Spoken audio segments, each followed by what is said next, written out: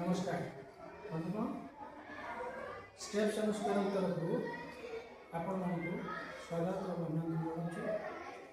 आसंता साधारणतंत्र दिवस उपलक्षे आम एक बाटी खेल प्रतियोगिता आयोजन करुँ।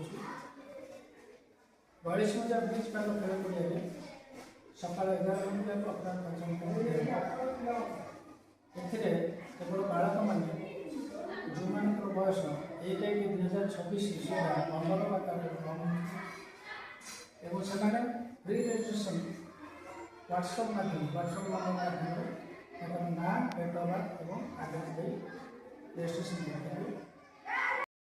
बाटी खेलर नियम विषय आपन जनइबू। खोला पड़िया जो पिच कटा 1.5 फुट व्यासार्ध विशिष्ट प्रथम एक गोले हम जहाँ कहती बाटी गोले बाटी सर्कल यार व्यासार्ध 1.5 फुट तापर रहा 2 फुट व्यासार्ध आ गए गोले जहाँ कहती इजी सर्कल बा सहज सर्कल तापर गोटे रहा 3 फुट व्यासार्ध विशिष्ट गोले यहाँ कहती स्ट्राइक लाइन बा स्ट्राइक गोले स्ट्राइक सर्कल। तेणु प्रथम प्रतियोगी जिते जन प्रतियोगी 9टी लेखाएं गोली या रखा जाए।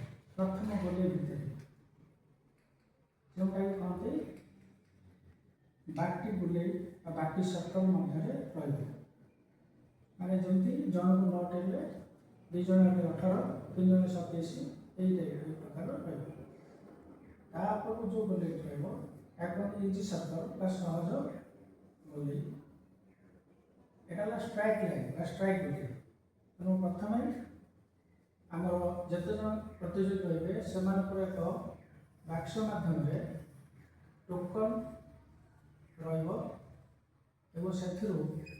पाली निर्धारण कर पाली अनुसार प्रथम यही तृतीय नंबर गोले जेकोसी जगह से बाड़ा स्ट्राइक स्ट्राइक कलापर जदि प्रथम गोले कौन सी गोली बाहर ना कि स्ट्राइकर टी मझे रहीगला कि बाहर गला द्वितीय सुजोग दि केवल प्रथम थर पर द्वितीय सुजोग दि स्ट्राइकर द्वारा किसी गोली बाहर गला एवं स्ट्राइकर टी प्रथम गोली बाहर जाए पुनर्बार हाथ स्ट्राइक कर चलिए क्रमागत। एटा प्रथम देखा गोली जी बाहर जीव स्ट्राइकर टी बाहर जाऊ स्ट्राइकर टी मनकर प्रथम और द्वितीय गोली मझे रहीगला प्रथम और द्वितीय गोली मझे स्ट्राइकर टी रहीगले से द्वितीय गोलीर जेकोसी जगह सीमार जेकोसी जगह से पुनर्बार मारे स्ट्राइक करवा बाड़े जदि स्ट्राइकर टी द्वितीय तृतीय गोली मझे रही जाए जो से स्ट्राइक करें ये रहा स्ट्राइक करें जदि तृतीय गोली बाहर पड़ेगा स्ट्राइकर टी गोली बाहर सहित स्ट्राइकर टी तृतीय गोली बाहर पड़ेगा ताले से तृतीय गोलीर सीमार जेकोसी जगह स्ट्राइक करेंगे। यही जेतटी निजर गोली संग्रह करेंगे से अनुसार प्रथम द्वितीय तृतीय निर्धारण कर देखा जदि बाटी बाड़ेला समय स्ट्राइक कला समय निजर बुढ़ा आंगुठी टे निश्चित भाव भूमि को टच कर जदि भूमि को टच न कर कौन प्रकार मारी देच एवं गोटे सर्कल किसी गोली बाहर जाइए